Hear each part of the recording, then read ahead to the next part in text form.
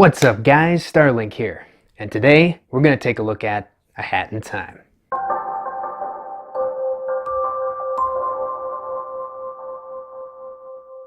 Now, A Hat in Time originated from a 2013 Kickstarter project that came about from a small group of individuals who wanted to see a revitalization of the 3D platformer collectathon genre that was left kind of stagnant over the years, taking inspiration from titles like Mario 64, Banjo-Kazooie, and even Psychonauts.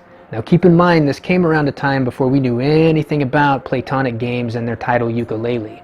So it was around a time when a lot of people wanted to see a comeback of the 3D platformer collectathon genre.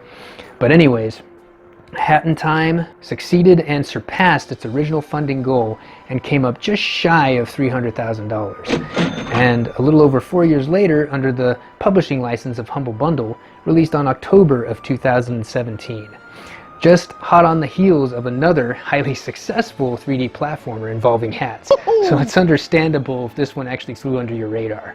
Now the story of A Hat in Time begins with a little girl named Hat Kid who's traveling around in space on her journey back home when she decides to stop and check on her progress. And as she's doing so, a member of the mafia from the town below actually comes up and starts knocking on her door, demanding she pay a toll.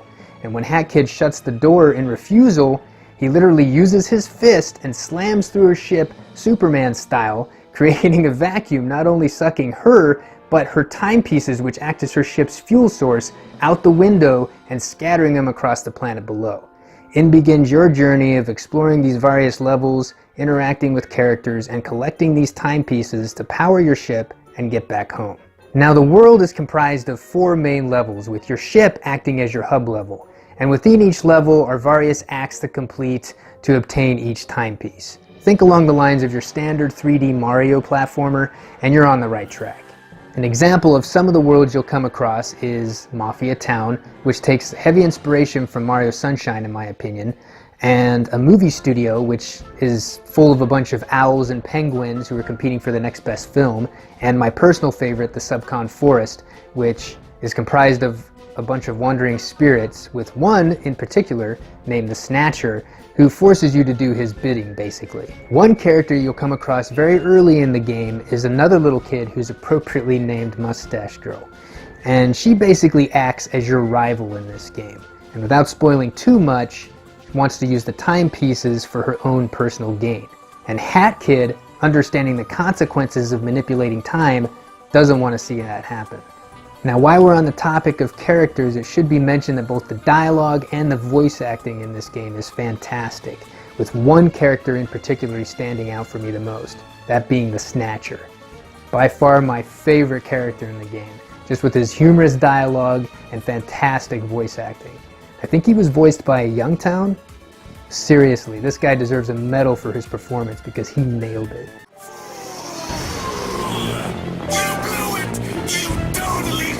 Yourself. Nobody enters my home and leaves in one piece. Tell you what, though.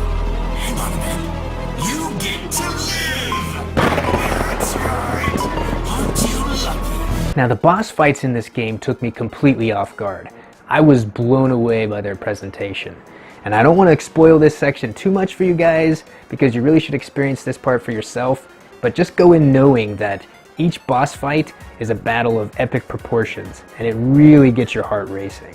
Another highlight for me in this game is the music. It is simply amazing. I mean, not only are you getting a track by Grant Kirkhope that you'll hear in the ship's hub level, but every track in this game is fantastic and deserves to be heard.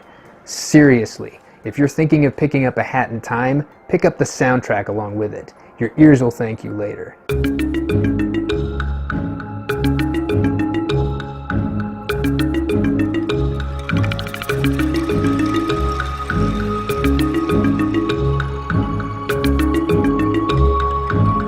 Now the controls in this game I thought were really responsive. I mean, I had no difficulty completing even the most difficult platforming sections in the game. I mean, you can perform your wall skips, your double jumps with ease.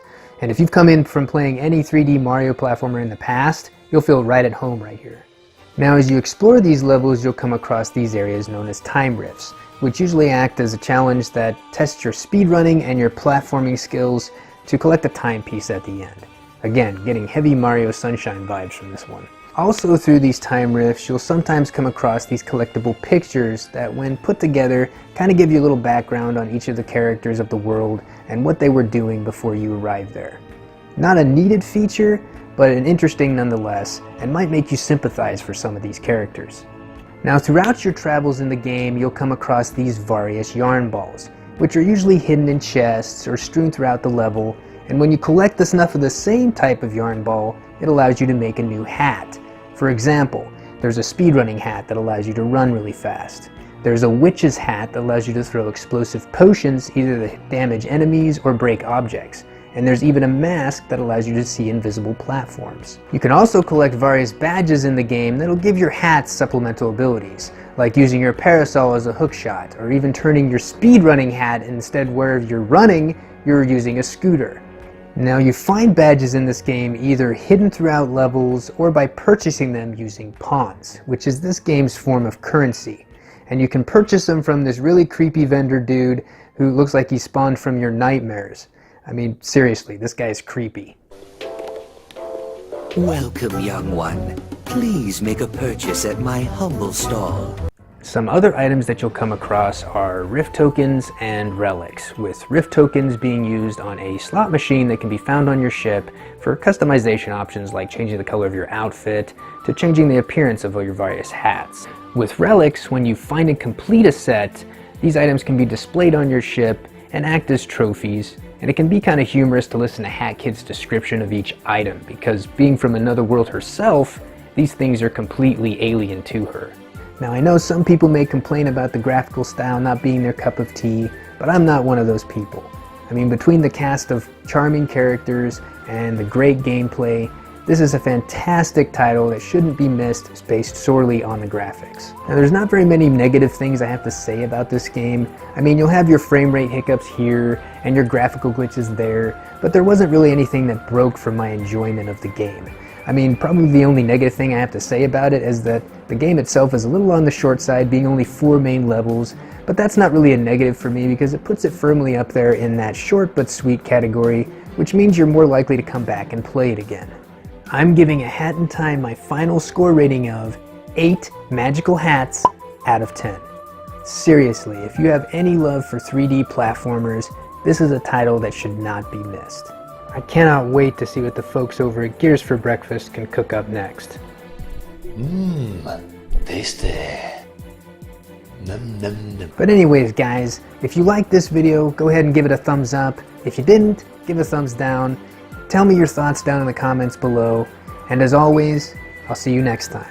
Take care. Whew. I tell you, I wanted to put this on at the very beginning of the review, but I couldn't see a damn thing. I think it's only something that Hat Kid can pull off. In double shades. But let's see how it goes here. I'll roll with it.